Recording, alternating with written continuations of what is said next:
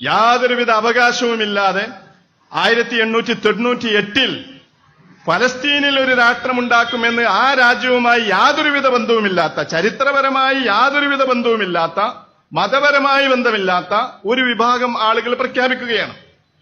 Theodore Herzl പല സ്ഥലങ്ങളിലും നടന്ന് അവിടെയൊക്കെ ജൂതരാഷ്ട്രം ഉണ്ടാക്കാൻ വേണ്ടിയിട്ട് ശ്രമിച്ചിട്ടുണ്ട്.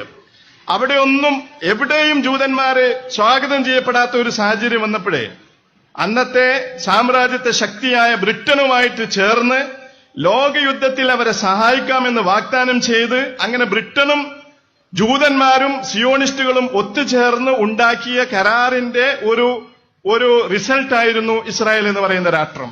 അങ്ങനെയാണ് ബാൽഫർ പ്രഖ്യാപനം നടത്തുന്നത് ബ്രിട്ടീഷ് വിദേശകാര്യമന്ത്രി. അങ്ങനെയാണ് 1948 ഈ രാജ്യം ഉണ്ടാകുന്നത്.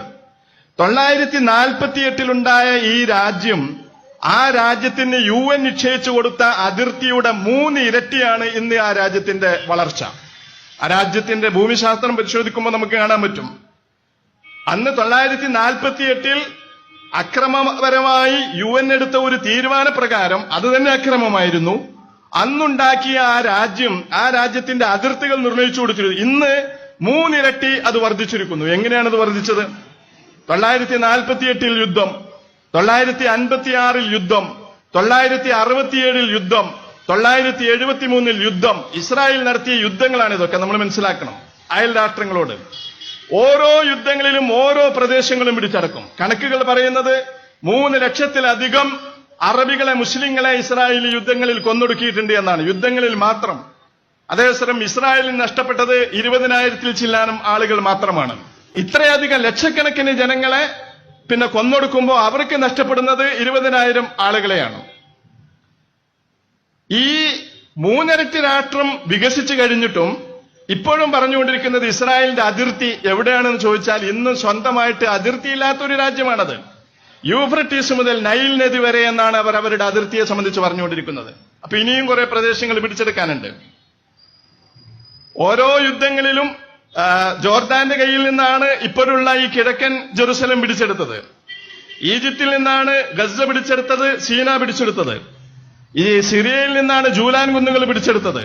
അങ്ങനെ അയൽ രാഷ്ട്രങ്ങളുടെ മുഴുവനും വെട്ടിപ്പിടിച്ച് ഈ രാഷ്ട്രത്തെ ഓരോ യുദ്ധങ്ങളിലും വികസിപ്പിച്ചുകൊണ്ടിരുന്നു എന്ന് മാത്രമല്ല, കുപ്രസിദ്ധമായ കൂട്ടക്കൊലകളിലൂടെ സാബ്ര ഷാത്തില കൂട്ടക്കൊല, ദീർ യാസീൻ കൂട്ടക്കൊല, മസ്ജിദ് ഇബ്രാഹിമി കൂട്ടക്കൊല, ഇങ്ങനെയുള്ള ചരിത്രത്തിൽ കുപ്രസിദ്ധമായ കൂട്ടക്കൊലകളിലൂടെ 10,000-ങ്ങളെ വേറെയും ഇസ്രായേൽ കൊന്നൊടുക്കിയിട്ടുണ്ട്.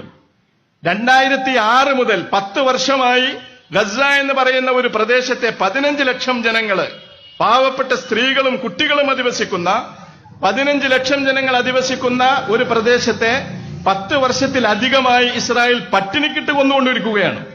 ഈ പട്ടിണിക്കിട്ട് കൊന്നുകൊണ്ടിരിക്കുന്നതിനിടയിൽ പലപ്പോഴും ഗസയിൽ ആക്രമണങ്ങൾ നടത്തുകയും നിരപരാധികളായ, ഏറ്റവും അധികം ഈ ആക്രമണങ്ങളിൽ കൊല്ലപ്പെടുന്നത് നിരപരാധികളായ കുഞ്ഞുങ്ങളാണ് എന്ന് നമുക്ക് കാണാൻ പറ്റും.